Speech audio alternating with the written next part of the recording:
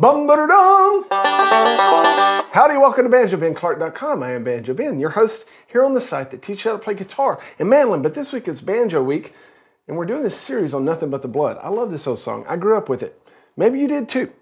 Even if you didn't, it's a lot of fun to play because we're going to do some really cool up the neck stuff at first, and then we're going to go back down the neck into some hard driving, more Scruggsy type stuff, but also with some melodic tricks and licks thrown in there. So this is a fun journey if you want to join me. Speaking of which, if you're watching on Facebook or YouTube, here in a moment, I'm going to ask you to come over to the best site for learning how to play banjo, BanjoBenClark.com. That's where I live. And you can join as a Gold Pit member, have access to this lesson and hundreds of other ones that are just as good. If you're watching here on the website as a Gold Pit member, just scroll down. You'll see the rest of the video segments, the MP3 tracks that you can jam along with, as well as the tabs. Let's jump into this one. Let's get some of the housekeeping stuff out of the way. We are in the key of G. Open G tuning. No surprises there. Now, if you'll remember, whenever you heard the performance, there's a different feel with each of the instrument solos when it goes from the verse into the chorus.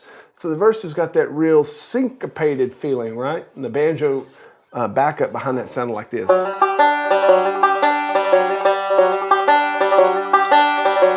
And the guitar and the mandolin were doing those power chords.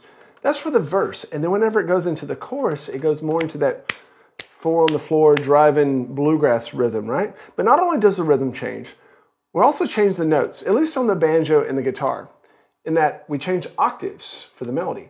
So for the banjo solo, we're going to start out up high. Bump and wash away my sin, nothing but the blood of Jesus. And then we're going to go down the neck and drop an octave for the chorus. Oh, precious is the flow.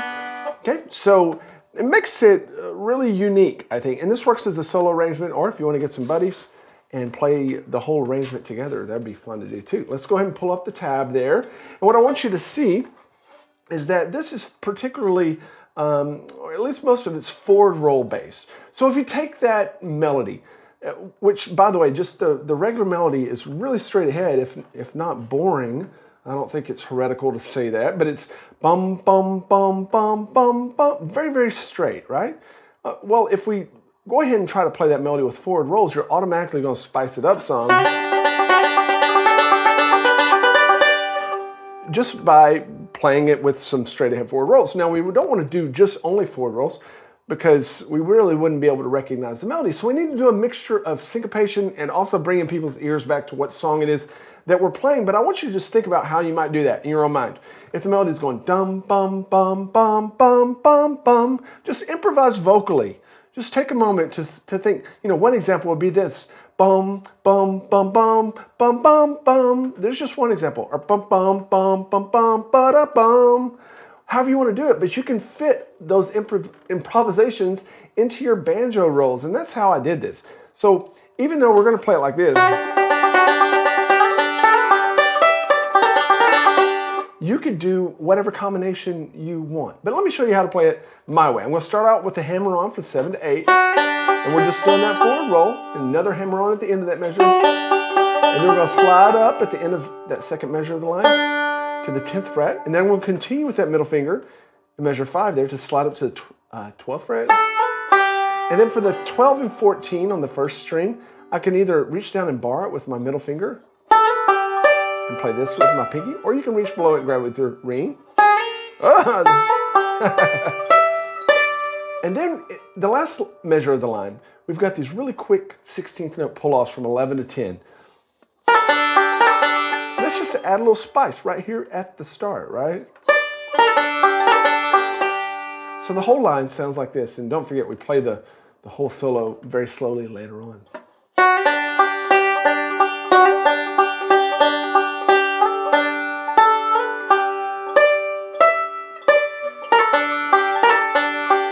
Land back down with your index finger, do another slide, and then I'm going to switch to my middle finger whenever I go to that 10th fret, measure 7, slide up again.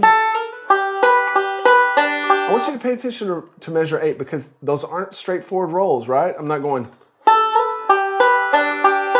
I could have done that. I could have.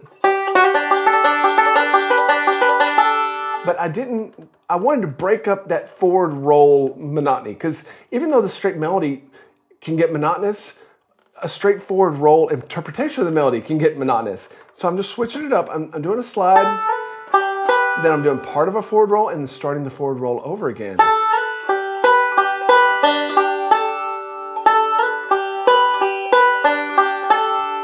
When you land on the 10th fret, it just starts with a quarter note, and then we're going to do a bend and release. I want to encourage you to wait till after you play the 10th fret that second time to bend it, and then play it again before you release bend it. Land down your 8th fret, then we reset. So this whole line.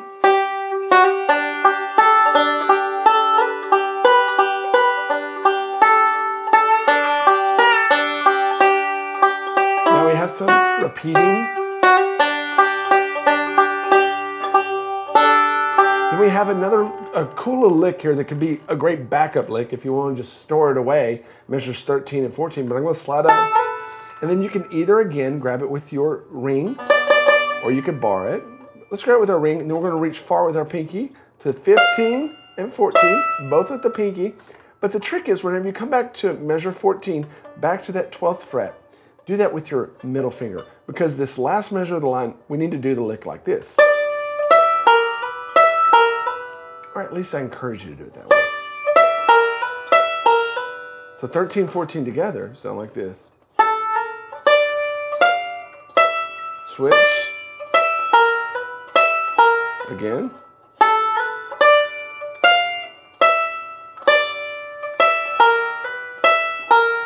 Okay, if you barred it, no big deal.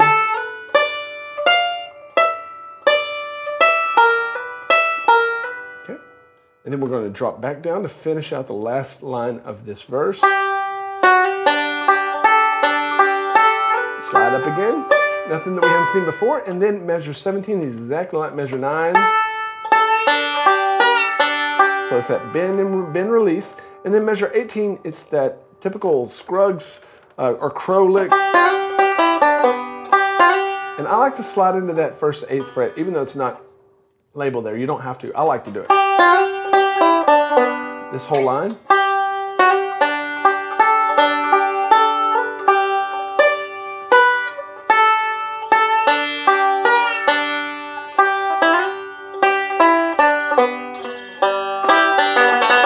Okay, now we're going to get into some really, really fun stuff, but before we do that, let's play all the way through this verse solo together slowly.